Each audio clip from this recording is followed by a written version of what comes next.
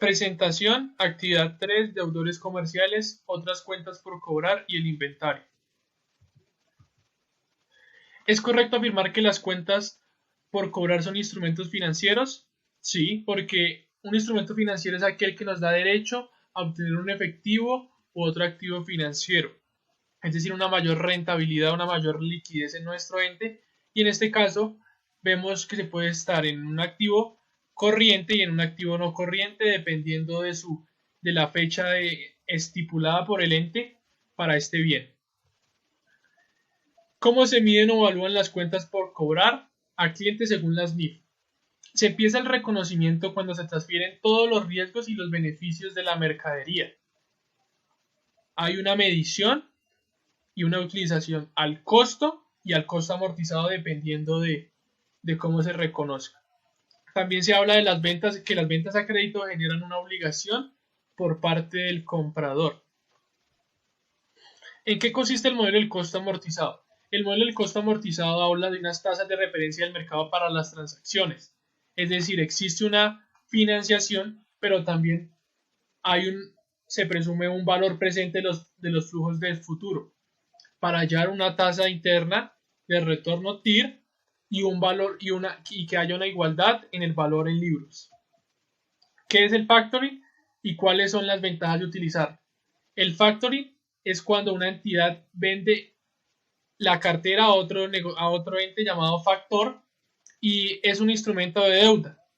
Una de las grandes ventajas es que el propósito específico es aumentar haya una mayor liquidez, una fuente de financiación mucho más rápida y reduce los costos por conceptos de cobranza.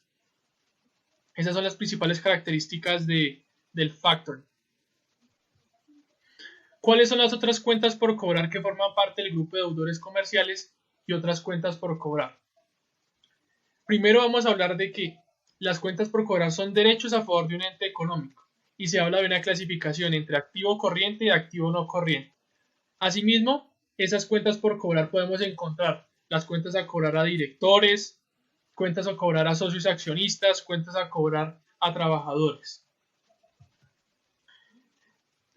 ¿Qué conceptos deben tenerse en cuenta en la presentación y revelación de los estados financieros para los deudores comerciales y otras cuentas por cobrar? El estado de situación financiera nos permite desglosar y separar las notas de las cifras. En la revelación de los estados financieros y en la presentación de los estados financieros son estos dos aspectos. ¿Qué concepto debemos tener en cuenta para la presentación y revelación de los estados financieros para las cuentas comerciales y otras cuentas por cobrar? Sin lugar a dudas, los conceptos que tenemos que tener en cuenta de los instrumentos financieros son las cuentas por pagar, como por ejemplo los intereses, las políticas contables, el uso de factoring, entre otros. Adicional al precio de la compra de los inventarios mercancías, ¿qué otros rubros forman parte del precio de los inventarios? Entonces, en la empresa comercial tenemos la existencia de precio y costo, en la empresa manufacturera artículos terminados, activos biológicos, entidad agrícola y bienes inmuebles, las constructoras. ¿Cuál es la diferencia que tenemos entre el inventario permanente y el inventario periódico? Entonces, en el inventario periódico es el método de los inventarios en el cual llevamos nuestros informes financieros, es el conteo físico, cuando vamos allá a nuestra bodega, contamos, verificamos cada uno de nuestros elementos que tenemos y artículos en existencia.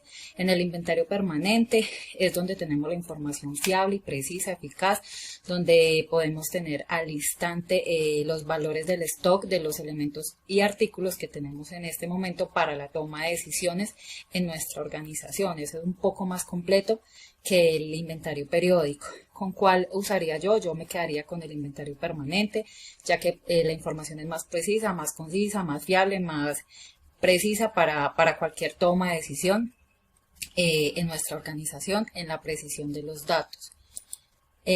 Las diferencias entre la evaluación de los inventarios, entonces los PES son las primeras en entrar, primeras en salir, en el cual donde como que nuestro método es que las primeras que compramos son las primeras que vendemos. Las webs son las últimas en entrar y primeras en salir. ¿Qué quiere decir? Que las que tenemos con más tiempito en nuestro inventario, en nuestra bodega, son las primeras que vamos a vender. Y las del promedio ponderado es el costo promedio que tenemos, en el cual dividimos el costo de los artículos por el número de unidades que tenemos en existencia.